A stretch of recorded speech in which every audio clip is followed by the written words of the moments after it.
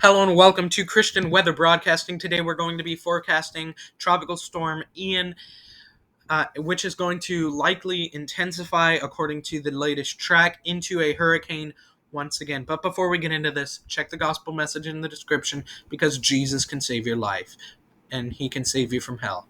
Alrighty, let's get right into the forecast. As you can see, the storm is starting to move away from Florida, but there are still going to be the effects of tropical storm force winds in Florida. Those tropical storm force winds are moving into Georgia and South Carolina and even almost into North Carolina because this storm has a very large wind field on it.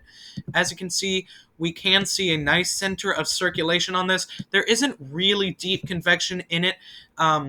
But you can still see a nice center on this storm. So it's still a nicely constructed storm. It hasn't lost a lot of its structure as it moved over land. Of course, it's lost some, but it's still structured quite nicely. So it's not weakened an extreme amount. I mean, it's still blowing 70 miles an hour right now.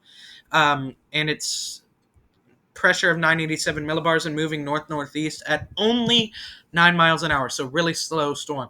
You can take a look at these key messages. There's going to be a link in the description. Alrighty, let's pull up the warnings and cone of uncertainty. Giant wind field on this thing. I mean, this is absolutely monstrous, the size of the wind field.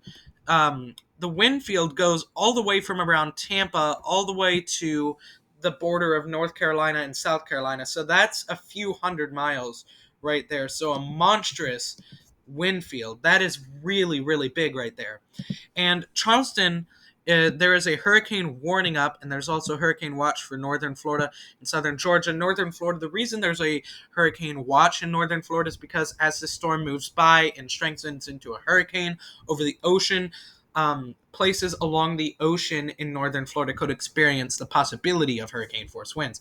Now, as you can see, hurricane warning in Charleston. So if you're in Charleston, get ready for hurricane force winds. Start bringing stuff inside the house, especially for tropical storm force winds too, because even a 20-mile-an-hour gust can knock over a top-heavy plant in a ceramic vase and break it.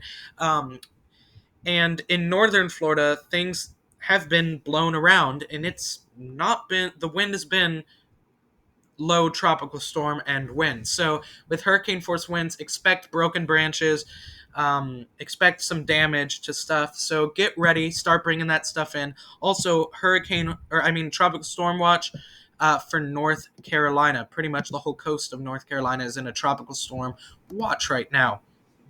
Now, let's take a look at the rainfall probability or the rainfall potential. For Charleston, 6 to 10 inches are possible. The one thing that's concerning about this is because Charleston is flood prone, very flood prone. So if you're in an area that floods a lot and it would be dangerous to stay, and the government tells you to leave because you do not want to deal with floods, because floods are extremely dangerous, and do not play in the water. They could have snakes and other just nasty stuff in them. Also, moderate chance of flash flooding in Charleston all the way up to Chattanooga, almost all the way to Knoxville, Tennessee. Now, how likely is it that you'll see wind where you are? 90% chance of tropical storm force winds extending from the Florida, all of the pretty much the Florida Peninsula all the way into South Carolina. Arrival time of winds, expect those winds to be arriving now. And for the middle of the state around Columbia, South Carolina, expect around Thursday, 8 p.m. for those to arrive. Let's take a look at the peak surge. 4 to 7 feet, that is really bad. So if you're in an area where there's a lot of storm surge, be ready to evacuate, and do not hesitate to evacuate because storm surge is dangerous. Luckily, IOP isn't going to be experiencing as much storm surge, but there are some areas that are still expected to get up to 6 feet of storm surge. Let's go to the H-Wharf model. It's forecasting 977 millibars on landfall. So this storm is expected to strengthen despite the fact that there is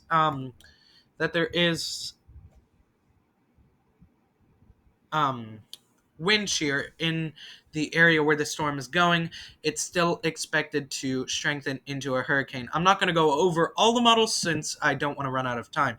Here's the track guidance. As you can see, pretty much in the vicinity of Charleston is where we can expect that landfall, so get prepared. Also, intensity guidance. A lot of the models are keeping this a tropical storm, while